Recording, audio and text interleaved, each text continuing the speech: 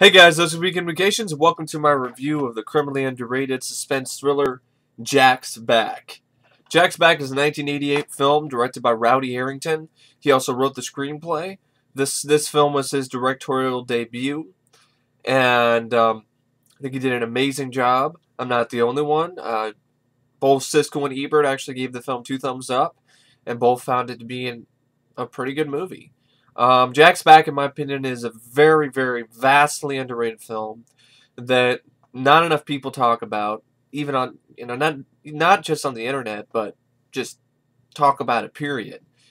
I personally find it to be one of the best suspense thrillers I've ever seen. I think it's one of the most underrated, undervalued suspense thrillers in the 1980s.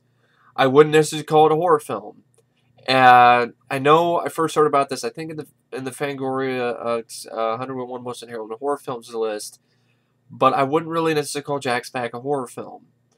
It's got some elements, but really it's more of a mystery. It's more of a suspense thriller with some mystery elements. It's not a straight-up horror movie. So if you're expecting something like that with Jack's Back, you'll probably be disappointed.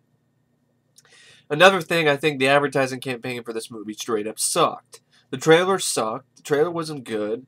The trailer really made it look really cheap and really not worth watching at all. The advertising campaign did not do the film justice. The whole idea, trying to make it sound like Jack the Ripper has come back, I guess, really, honestly, wasn't really the best advertising campaign. Although it is kind of the same, just in the plot, where it takes place in Los Angeles, and there's somebody who's copying the Jack the Ripper murders, to a T.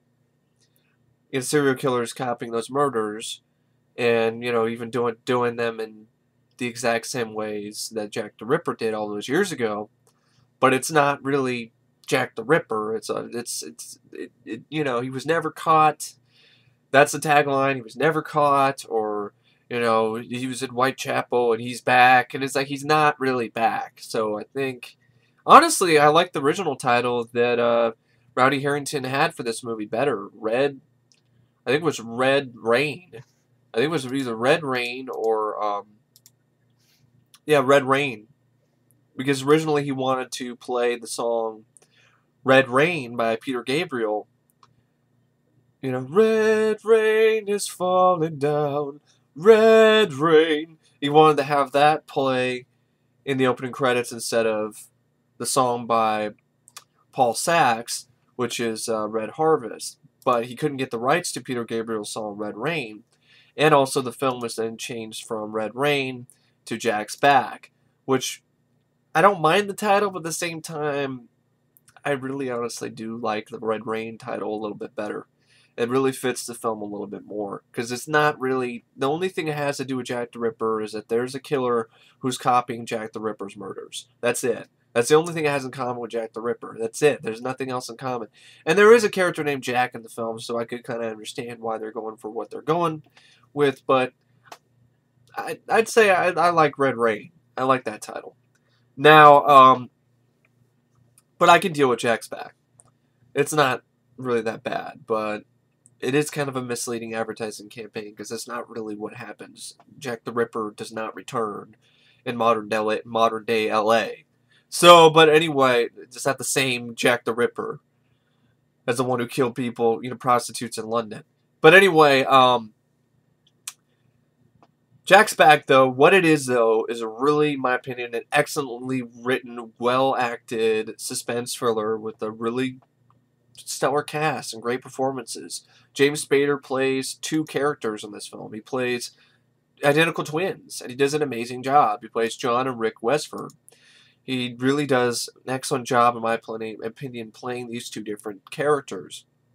They're not all the same. They may be identical twins, but the characters that he plays, the way that he plays them, are completely different. And it's really a tour de force for James Spader in terms of his acting chops, so to speak.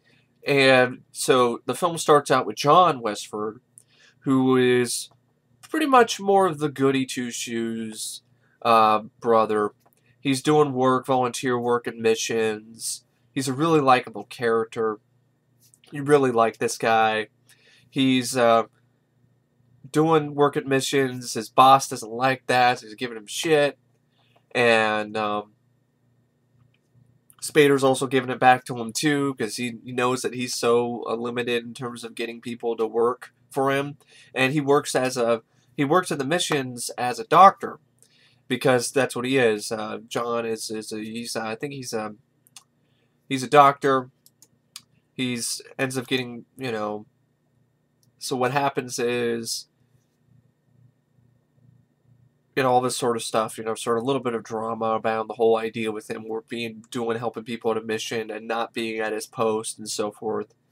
But I really like the cast, even the supporting cast, the way that, the cast and crew, the doctors, so to speak, who hang out with him. I like them. I think they do a good job. I'm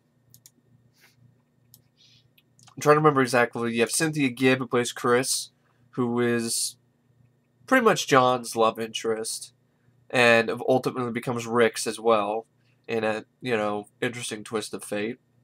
Jim Haynie plays Sergeant Gabriel. I thought he did a really good job in that role.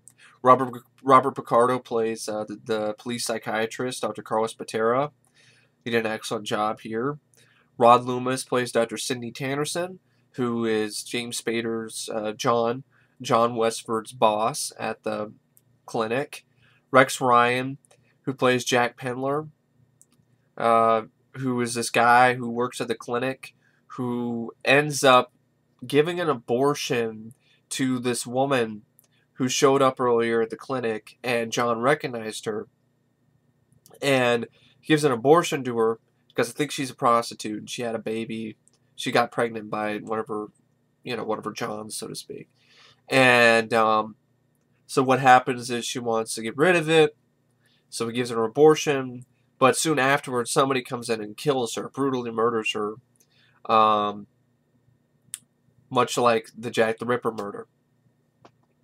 Of the similar, there was a woman who was pregnant and she got murdered because she was. So it's the same sort of death. And anyway, John ends up going in and seeing Jack leave the scene of the crime, so he thinks that he's a killer. And the way that Jack reacts is totally like he is. He's all scared and running away and acting totally guilty. And John ends up meeting him back up at the clinic, and Jack's all like, "I got scared, man. I got scared. I didn't do it. I didn't do it. You gotta trust me, man. I didn't do it. I didn't kill her. I didn't kill her. I just gave her an abortion. That's all I did. I didn't kill her." And it's like, "You gotta believe me." It's like, I don't know, man. You need help.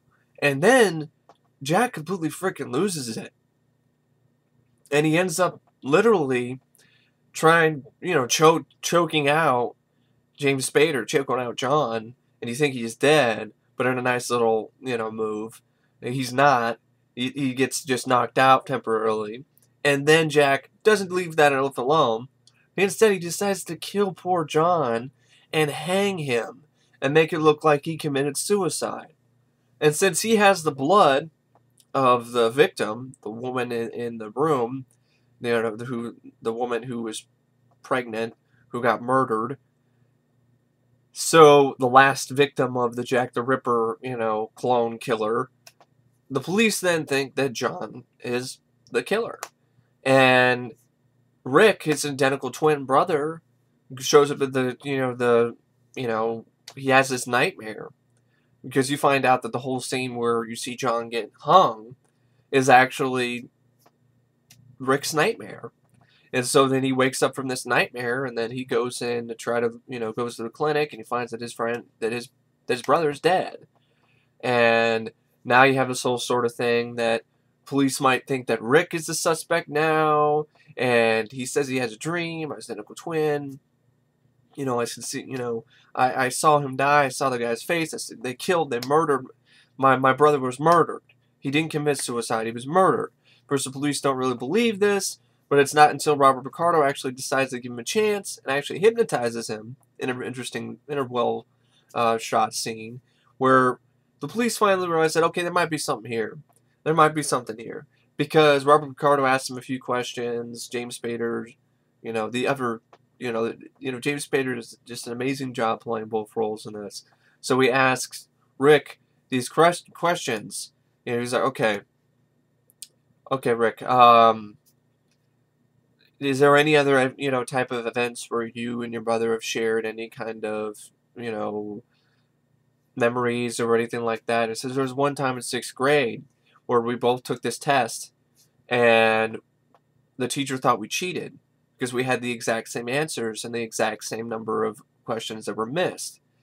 And so she ended up taking, well, we said we did not cheat. We didn't cheat. We're identical twins.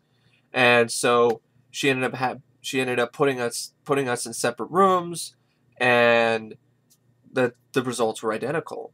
So that was a really kind of, nice sort of nod to the identical twins. And it is true. You read up on it. It's really amazing stuff how identical twins are able to connect with each other in amazing ways. And this gives Robert Picardo enough of an idea to pretty much go with him and try to figure out, maybe there's something here. Maybe his brother didn't commit suicide. Maybe it was murder. And then the Jack guy keeps coming in, and he's trying to take out Rick. And you have the whole Rick is dealing with the murder, his brother's death, and really well done sequences, like when he breaks into his brother's apartment after his death and looks around. That was a really well shot scene. And he's also getting watched by the police. These two detective guys are a lot of fun, especially Chris Mulkey. I love Chris Mulkey. Has some really fun lines of dialogue in this. He plays a character named Scott Morofsky, and he and his other partner are supposed to watch. I forgot the partner's name, but they're supposed to watch Rick, and they see that he breaks into a police area now because his brother's apartment was shut down because of for police investigations and so forth, because he was a suspect for the killings. And so James Spader ends up escaping, gets away from them, and I love Chris Mulkey's reaction after they realize that he's got away. He's like, "Oh man, we're fucked." So there's a decent amount of moments in this, I think, that are nice moments of levity that the film gets. Like later in the film, Rick has to go. He goes to a basically a porno theater to get a gun, and the girl Cynthia Gibb who drove him over there, she's like, why did we stop here? Why did we stop here? He's like, I had to watch some porn. Okay, I had to get some porn. And I was like, oh, really? I mean, this is so not, but really, of course, then later he's like, no. I bought a gun. You bought a gun? It's like, yeah, I bought a gun. It's like, but the problem is they don't sell any bullets. They didn't have any bullets. Well, what's a gun useful? It's like, I'm trying to remember exactly Cynthia Gibb's line. It's like, well, what's worth having a gun if you don't have any bullets? So anyway, so there's that kind of fun sort of lines of dialogue in this movie that also add to the enjoyment of the film. It's also really quick, fast-paced. It's only about 97 minutes. I think the mystery really does engage you. It's a great whodunit thriller.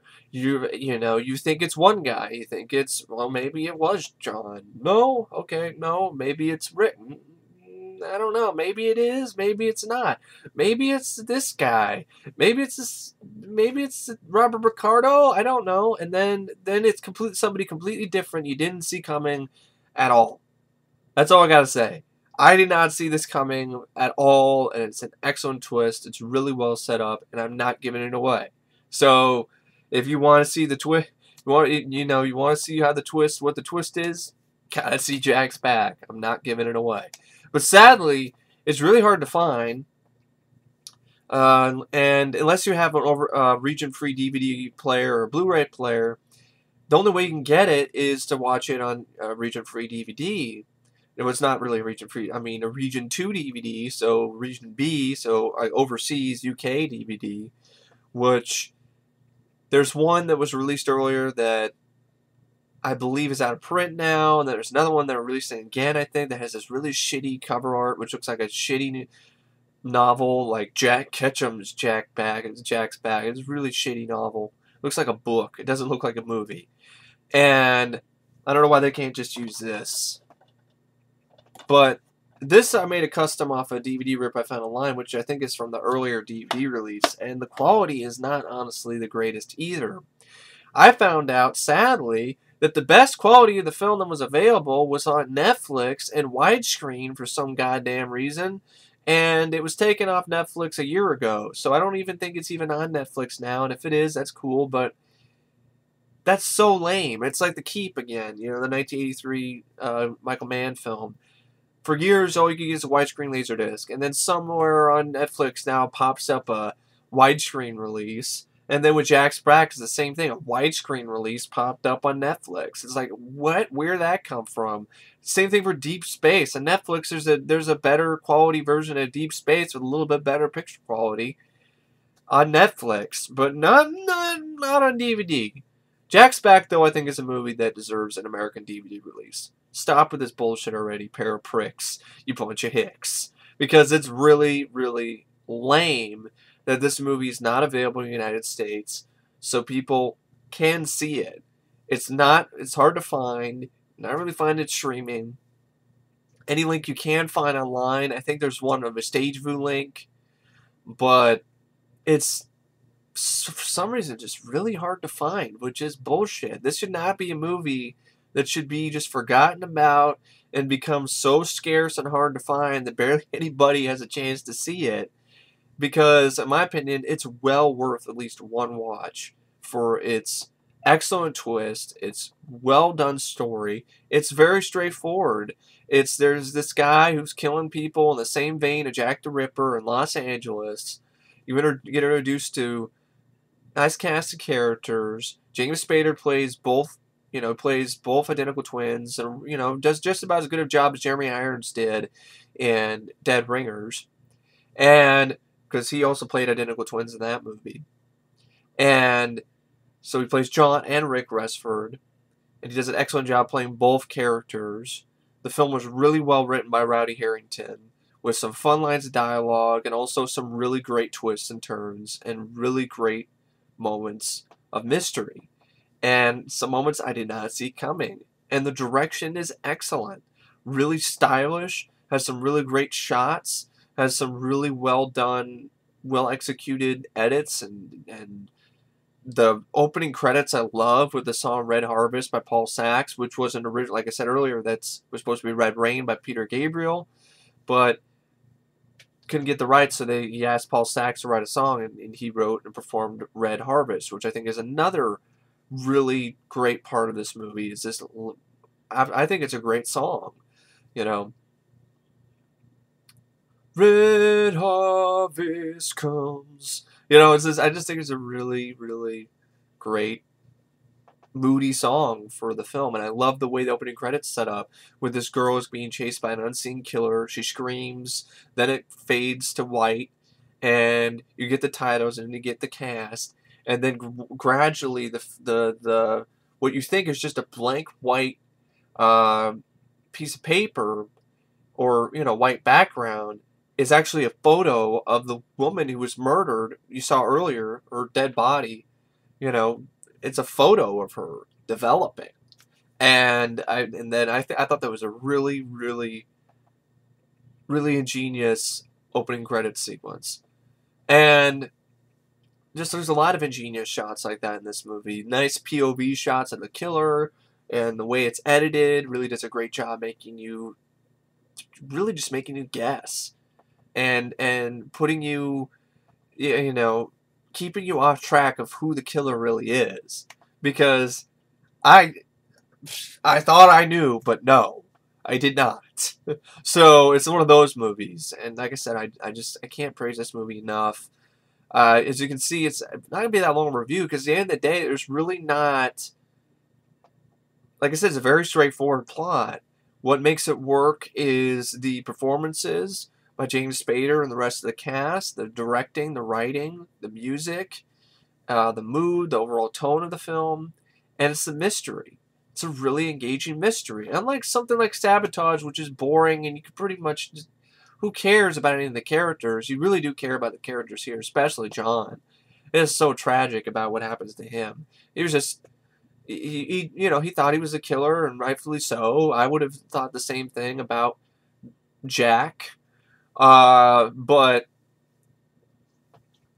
he ends up getting hung. Because he's in the wrong place at the wrong time. And it's a really tragic, heartbreaking scene. And it's also pretty heartbreaking that this movie's not released in the U.S. in widescreen.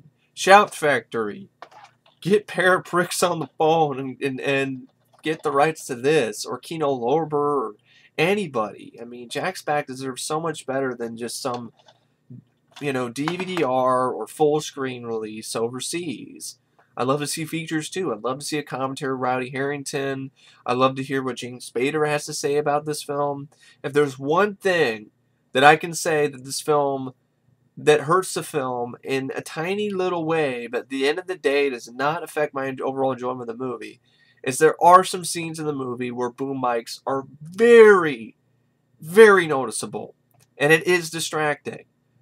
But other than that, I love the film. I love it.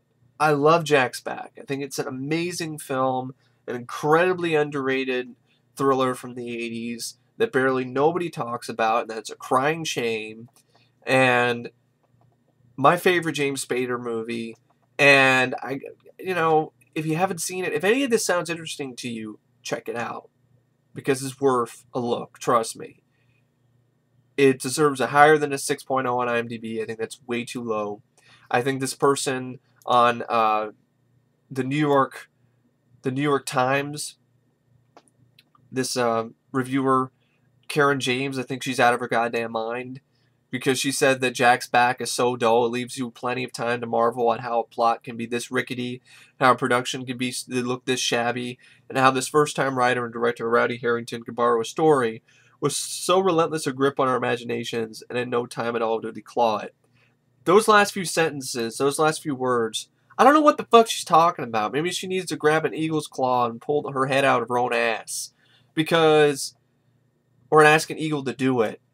Or whatever, or a dragon or some shit. Something with claws that can pull her head out of her own ass.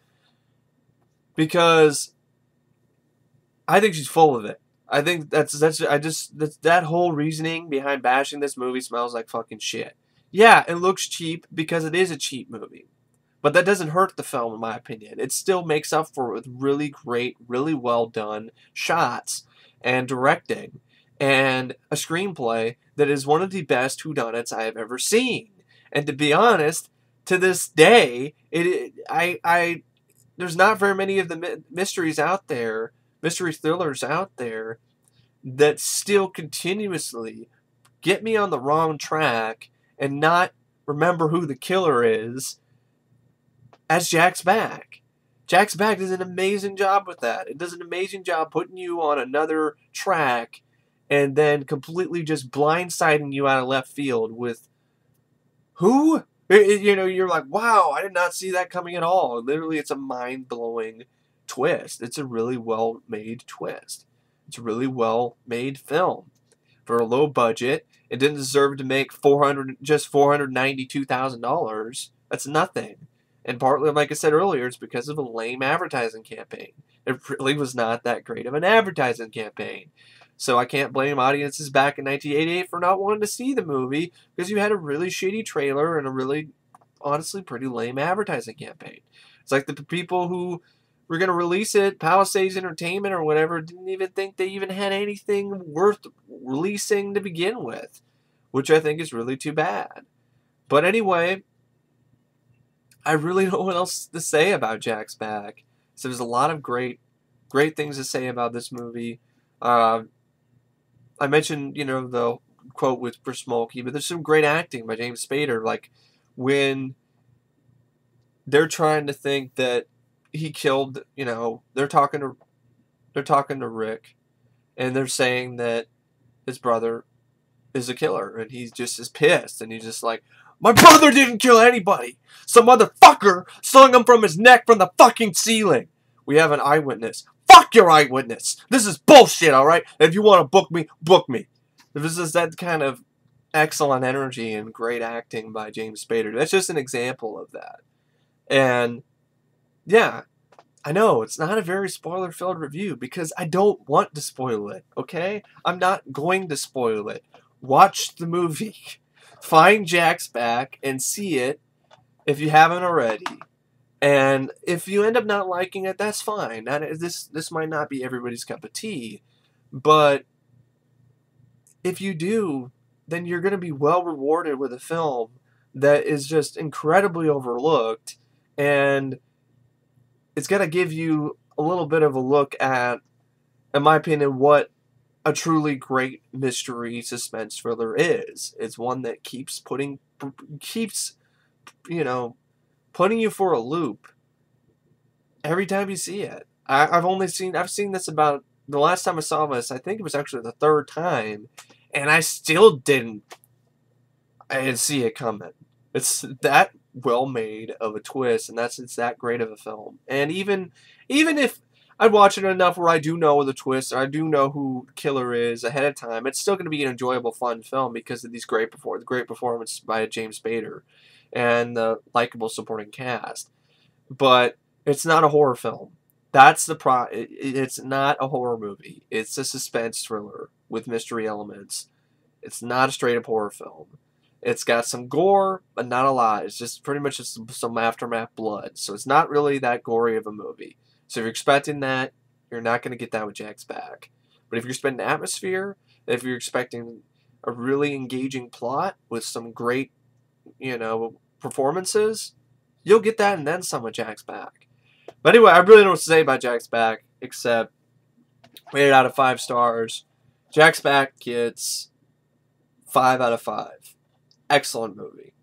So anyway, thanks for watching, and I will see you guys later. See ya.